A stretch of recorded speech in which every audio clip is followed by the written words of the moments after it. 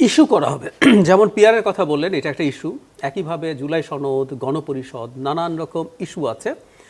এই ইস্যুগুলো তোলা হবে এবং এগুলোর মূল উদ্দেশ্য হচ্ছে, আমি যেটা মনে করি, একটা আলাপ আছে এরকম যে বিএনপি তো জাতীয় সরকারের কথা বলছে, তাই না? যারা ক্ষমতায় গেলে তারা বিভিন্ন দল থেকে মানুষজন নেবে।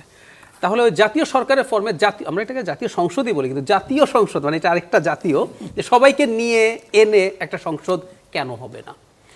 জামায়াত এনসিপি দুইটা দলেরই একটা কমন সমস্যা আছে, সেটা হলো দুটো দলই তার যে সাইজ, তার যে সম্ভাবনা, এটাকে ওভার এস্টিমেট করেছে। আমার হাইপোথেসিস হচ্ছে জামাত তাদের ফেসবুকে, ইউটিউবে তাদের প্রচুর সিন্ডিকেটেড মুভমেন্ট আছে, করতে করতে না, যেমন আমি আপনাকে বলি, আপনি আজকে একটা পোল করেন যে আগামী নির্বাচনে কে জিতবে, নাম্বার দেন দলগুলোর নাম, দুদিন সময় দেন, দেখবেন জামাত বিএনপি চাইতে দ্বিগুণ তিনগুণ ভোট পাচ্ছে। মানে ওদের ক্ষমতা যাওয়ার সম্ভাবনা, আপনার প্রচুর ফলোয়ার আছে, আপনার অনেকে ভোট দেবে। তো এখন হয় কি, আমি দেখেছি আমার আশপাশে পরিচিত মানুষজন, আমাদের তো ইকো চেম্বারে থাকি সোশ্যাল মিডিয়ায়, তারা মনে করেন যে আমার 70-80টা সিট পেয়ে যেতে পারে। আমি যে আমাদের লোকজনের সাথে কথা বলে দেখেছি, তারা কিন্তু একইভাবেই শো করি সেই প্রসঙ্গে। এখন আমার বিবেচনা ওনারা সিট পাবে তো 15টা সর্বোচ্চ, 10টা থেকে 15। বেশি দিলাম, আচ্ছা। একই কথা জামাতপন্থী লোক, আচ্ছা আচ্ছা, একই কথা এনসিপির ক্ষেত্রে। এনসিপিও খেয়াল করবেন, দলটা শুরু করেছে বিরাট একটা লঞ্চিং দিয়ে। এনসিপি হওয়ার আগেই তাদের দুটো সংগঠন ঢাকায় অত্যন্ত গুরুত্বপূর্ণ দুটো কমার্শিয়াল স্পেসে অফিস করেছেন। বাংলাদেশের দলের লঞ্চিং এভাবে হয় না। এক্সট্রাভ্যাগান্ট একটা ইফতার পার্টি করেছেন, যেখানে যেখানে যাচ্ছেন সেখানে বিরাট শোডাউনের চেষ্টা, আমরা কথ্য ভাষায় যেটা বলি। এখন তাদেরও তো নির্বাচনে কিছু পারফর্ম করে দেখাতে হবে। যেমন আমি মনে করি, আপনি 70-80টার হাইপ তৈরির পর যদি 10-15 সিট পান, আপনার রাজনীতি হুমকির মুখে পড়ে যাবে, মারাত্মক। ফলে এই যাবতীয় চাপগুলো তৈরি হচ্ছে ওই কারণে। একইভাবে আমি ওই জুলাই সনদও কীভাবে করতে হবে, বাস্তবায়ন কীভাবে করতে হবে, শর্তগুলো আসছে আসলে মূলত এই। অথচ আপনি আইনের ছাত্র, আপনি খুবই প্রতিষ্ঠিত আইনজীবী, আপনি খুব ভালোভাবে জানেন সাংবিধানিক ইস্যু ছাড়া তো আরও অসংখ্য আইনি সংস্কারের কথা আছে, যেগুলো প্রত্যেকটা, যেগুলো একমত হয়েছে, প্রত্যেকটা সরকার অধ্যাদেশ জারি করে ফেলতে পারেন।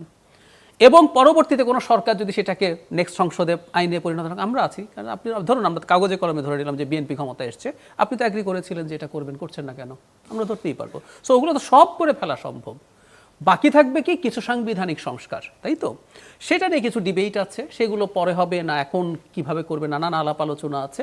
সুতরাং এটা এত মেজর জটিলতার জায়গাও না। কিন্তু যে বলছি, ওগুলোকে জটিলতার মতো করে পোট্রে করা হচ্ছে আমাদের সামনে। আমি একটা কথা বলে খুব মানে খোলাখুলি বলি, এই চাপটা যদি কিছু রাজনৈতিক লেভারেজ পাওয়ার জন্য হয়, ওকে উইথ দ্যাট, এটা হয় রাজনীতিতে। যেহেতু বিএনপিকে এখন চাপ দিতে হবে এবং জাতীয় পার্টি নিষিদ্ধতার সাথে এটা একটা জরুরি কারণ। এখনও জাতীয় পার্টি থাকলে জামাত থার্ড হয়ে যেতে পারে। আরেকটা বড় কারণ হচ্ছে, জাতীয় পার্টি যদি না থাকে, বাকি দলগুলো বিএনপির ওপরে তীব্র চাপ দিতে পারে যে আমরা যদি নির্বাচনে না যাই তাহলে কিন্তু বিএনপির জন্য খুব মেজর একটা প্রবলেম, বিপক্ষে কেউ নাই। এখানে একটা প্রশ্ন ঘুরে ফিরে আসে যে জাতীয় পার্টি কি শুধুই জাতীয় পার্টি হিসেবে নির্বাচনে থাকবে, নাকি জাতীয় পার্টি আসলে আওয়ামী লীগের প্রতিনিধি হয়ে? কোনো সমস্যা নাই তো। আমি যদি এখন খোলাখুলি বলি, আওয়ামী লীগের নিষিদ্ধতা নিয়ে আলাপ আছে, ওইটার বিচার হবে, আওয়ামী লীগ নিষিদ্ধ হতে পারে। ধরেন গোপালগঞ্জে একজন কলেজ টিচার, উনি আওয়ামী লীগের কোনো পোস্টে ছিলেন না, উনি আওয়ামী লীগ সমর্থক হিসাবে এলাকার লোকজন চেনেন, উনি তো স্বতন্ত্র দাঁড়াতে পারেন না? আপনি ওনাকে কিসের ভিত্তিতে ওনাকে বাতিল করবেন, না করবেন? দেখা গেছে যে কোনো একদিন আওয়ামী লীগের একটা সভায় উনি গেছেন, এই ভিত্তিতে তো আপনি পারেন না। আপনাকে আইন দিয়ে চলতে হবে, আপনার পছন্দ না হলে তো পারমিট করতে হবে। হ্যাঁ, তাদের লাঙ্গল নিয়ে দাঁড়িয়ে যাওয়ার সম্ভাবনা আছে, আপনি এটা প্রিভেন্ট কীভাবে করবেন, কেন করবেন? আমি সরিয়ে রাখি, ওনাকে কি ইন্ডিপেন্ডেন্ট ইলেকশন করতে দেওয়া যাবে না? যিনি ইভেন আওয়ামী লীগের যদি পদে থাকা কেউ হয়, যার বিরুদ্ধে ফৌজদারি অপরাধ নেই, যিনি ফেরারি না, এই যে আজকে যেগুলো হয়েছে সব যদি হয়ে থাকে, ক্রাইটেরিয়া ফুলফিল করলে উনি নির্বাচন করতে কেন পারবেন না? আমি বারবার একটা কথা বলছি, আওয়ামী লীগের নিষিদ্ধতা কোর্টে আছে, কোর্টে সেটার ডিসিশন হবে, সেই বিচারে যদি নিষিদ্ধ হবে।